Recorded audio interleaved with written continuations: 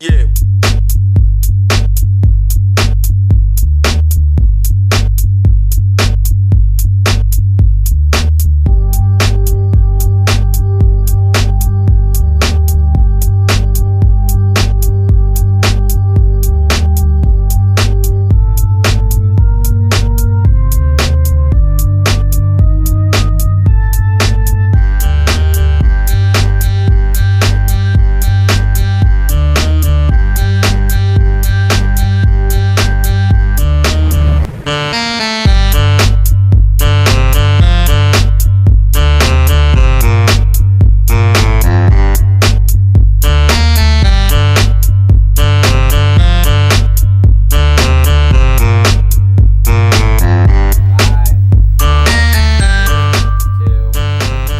Good morning, Winnicott. I'm Alex. And I'm Alia. We have a great show for you all on this fine Friday morning. That it is, Alia. No matter if you guys are or aren't big in Hollywood news, you all probably have seen the video of Miley Cyrus at the VMAs. Shannon decided to put together a story on some Hollywood stars and what's in the air in Southern California, making some of these stars go off the deep end. Hey there, Winnicott. Shannon O'Hara here. Many of us in this school, even in this country, wish to one day be stars. To have the voice of an angel or be able to act in any movie or TV show is what many of us dream of. But lately we've seen some of our favorite childhood stars crash under the pressure. Some of them claim it to be their artistic ways, but are they just pushing their limits? Let's find out more about these stars such as Miley Cyrus, Amanda Bynes, and Justin Bieber, and see what you think. I feel like they're trying to be artistic, but they're just going about it the wrong way. I personally think that Miley Cyrus is being very artistic, and she can do whatever she wants. Justin Bieber's just a jerk. Amanda Bynes because she throws expensive items out windows. I just think Amanda Bynes is crazy. Miley Cyrus, or some may say Hannah Montana, has been recently in the tabloids for her scandalous performance at the MTV Video Music Awards, sparking the final straw with Liam Hemsworth and breaking off their engagement. Miley has also been questioned on whether she has a drug addiction to the newly popular drug Molly. Miley even references the drug in her song We Can't Stop, which was released June 3, 2013. Also in the song, Miley displays her love for partying and sparking fans to question their beloved Miley.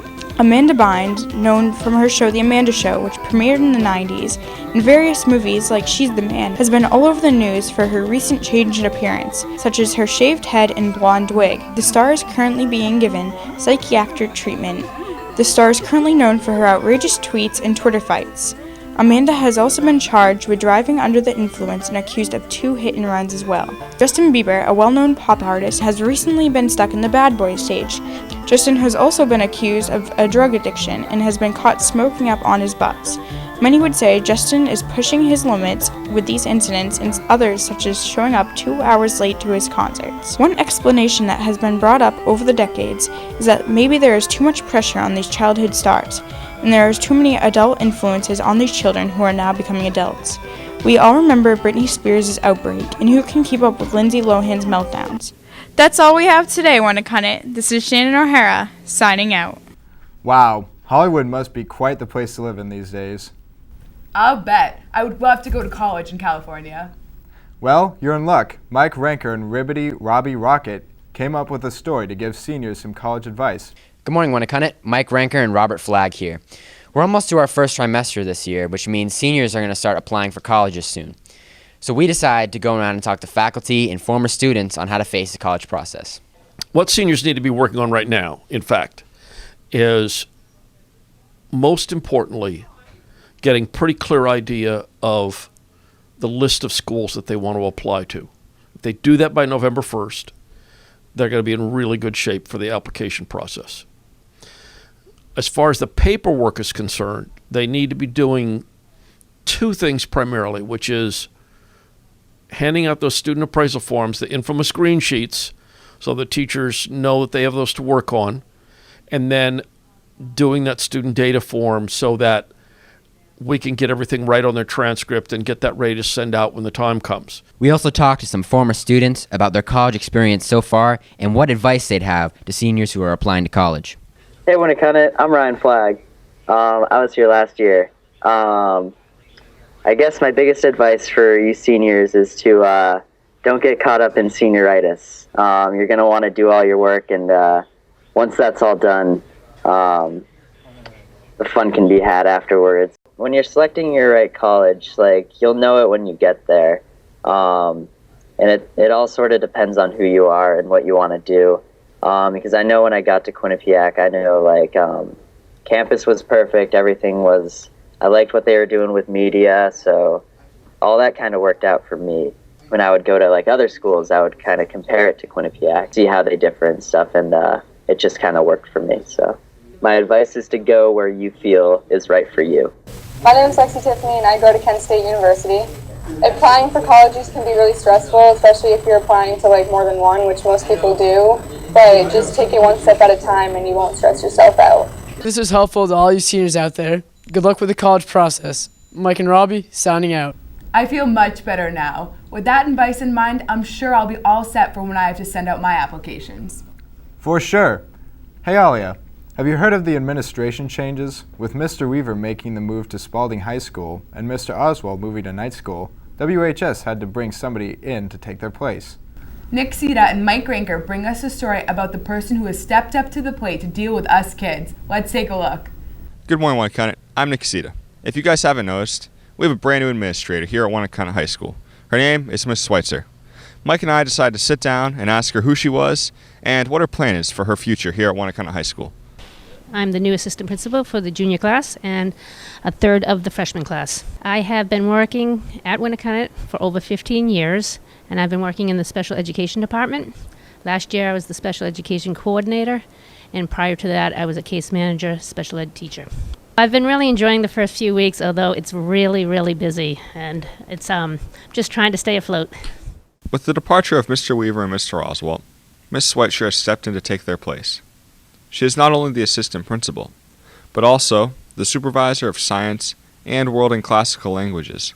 Goals for the year is to fully meet all the students in the junior class and the freshman third, as well as to reach out to my departments, which is the science department, world language department, and the ESL, and really get to know their curriculum and things like that. Well, Winnacunnet, that's all Mike and I have for you today.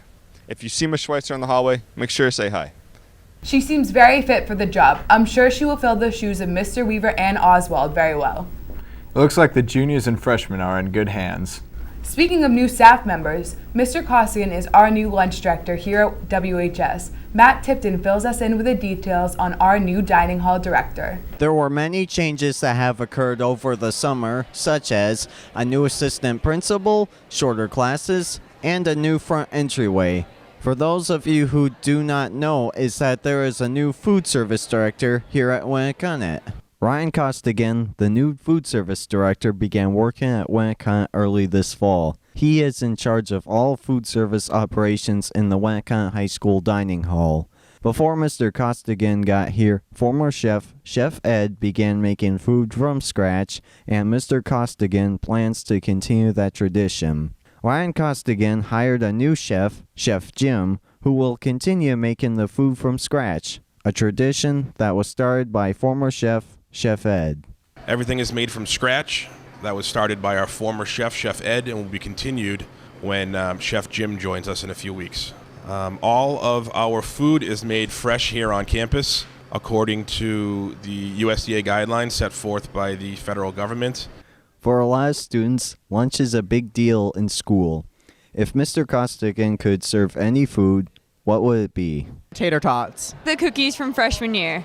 We should have cookies every day. I think we should have Cheez-Its. While all of those are great suggestions, remember that Mr. Costigan has to stay within the nutritional guidelines. I'm Matt Tipton for WHTV. I'm hungry already. Of course you are. Fortunately for you, and not so fortunate for everyone else, that brings us to the end of this week's show. Wait, what? I missed it. Can you do it again? Well, see you when it got it. Have a good Flannel Friday. Peace.